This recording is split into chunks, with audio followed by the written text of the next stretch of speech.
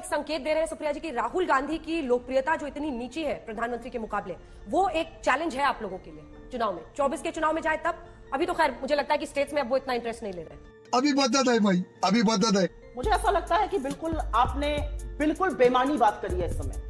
वो लगातार छत्तीसगढ़, तेलंगाना, राजस्थान, मध्य प्रदेश और मिजोरम का दौरा कर रहे हैं और आप कह रही हैं वो इंटरेस्ट नहीं ले रहे। वो इन क्षेत्रों में भारत जोड़ो यात्रा निकाल चुके हैं, आप कह रही हैं इंटरेस्ट नहीं ले रहे। हर हफ्ते वो 3-3, 4-4 रैलियां कह रही हैं, आप कह रही हैं इंटरेस्ट नहीं ले रहे। ये थोड़ी सी मुझे भौचक्का करती है, आप ये कैसे। नमस्कार दोस्तों, जैसे कि हम सब जानते हैं श्वेता श्रीनेत जो कि कांग्रेस की बहुत ही भावुक नेता हैं, जिन्हें हम सब पसंद करते हैं उनके बोलने के तरीके अंदाज की वजह से, जो कि बहुत ही सच्चाई बोलती हैं, ज़्यादातर तो सच्चाई ही बोलती हैं।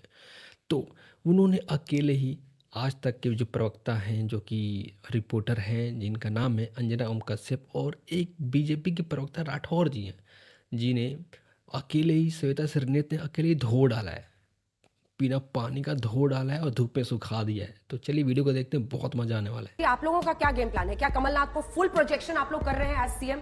क्योंकि वहां पर दिग्विजय जी और कमलनाथ जी के बीच में ठन गई है, यहाँ पर ठनी हुई है पहले से सचिन पायलट और अशोक गहलोत के बीच में। लेकिन कम से कम यहाँ कोशिश दिख रही है सचिन पायलट की तरफ से कि वो जो परेशानियां हैं वो खुलकर सामने नहीं आए। ऐसे में आपको लगता है कि जो पॉपुलैरिटी वाला फैक्टर है वो गहलोत का या कमलनाथ का या फिर वहां पर बघेल साहब का, ये आपका बेड़ा पार लगाएगा?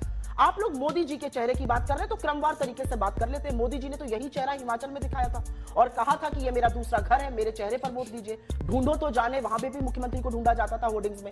वही काम कर्नाटका में हुआ था, चाहे बोम्मई जी हो, चाहे येदियुरप्पा जी हो, घर बिठा दिए गए थे। चुनाव मोदी जी खुद लड़ रहे थे। जब मैं मध्य प्रदेश पहुंची तो मुझे लगा होर्डिंग को देख के कि हो सकता है मोदी जी का मन मचल गया हो और वो विधानसभा चुनाव लड़ना चाहते हो। यही हाल कभी कभी मुझे राजस्थान में भी नजर आता है।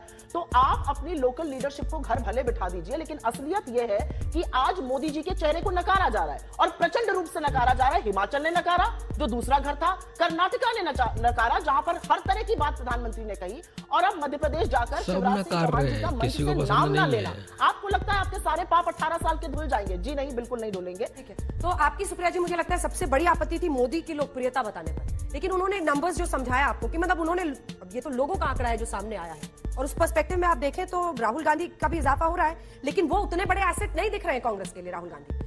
तो आप चुनाव दर चुनाव देखिए ना। हिमाचल प्रदेश में धूमल जी का तो चेहरा था नहीं, ना वहां के चीफ मिनिस्टर का था। हिमाचल प्रदेश में mister Modi was on the ticket, नकारे गए, तो वो लायबिलिटी हुए या एसेट हुए? तो आपने कहा ठन गई है।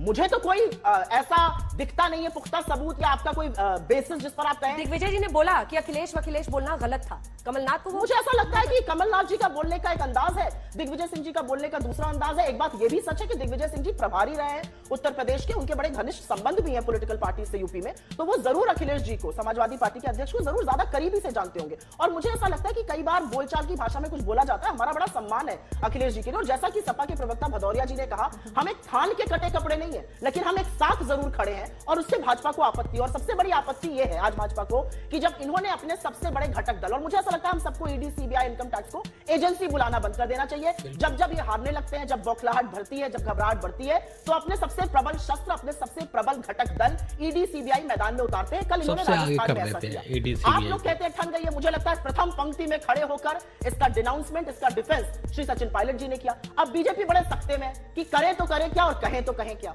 रानी वर्सेस राठौर, राखी जी सबसे ज्यादा तो वहां पर ठनी हुई है।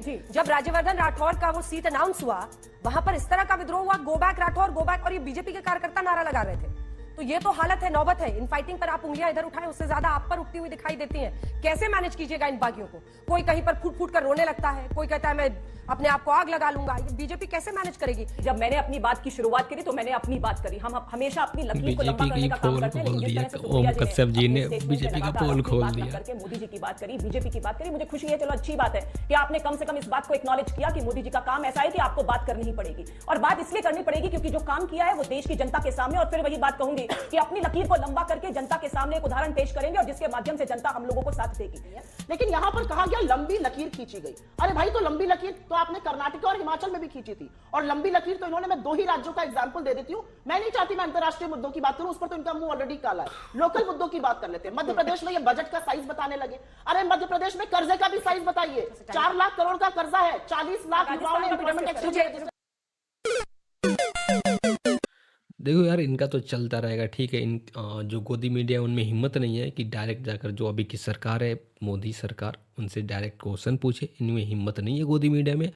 बात तो सही है। और दूसरी तरफ राहुल गांधी को डिबेट में बुलाने की या उनकी इंटरव्यू लेने की भी हिम्मत नहीं है, क्योंकि इन्हें पता है कि उनका इंटरव्यू अगर हमने लिया तो हमारी नौकरी जानी है। तो इनकी धुलाई गोदी मीडिया की और जो भी प्रवक्ता हैं बीजेपी वालों की जो अंधभक्त बने हुए हैं, उनकी तो धुलाई चलती रहेगी। तो इसलिए वीडियो को लाइक करके चैनल को सब्सक्राइब करना, क्योंकि ऐसी और वीडियोज़ आती रहेंगी।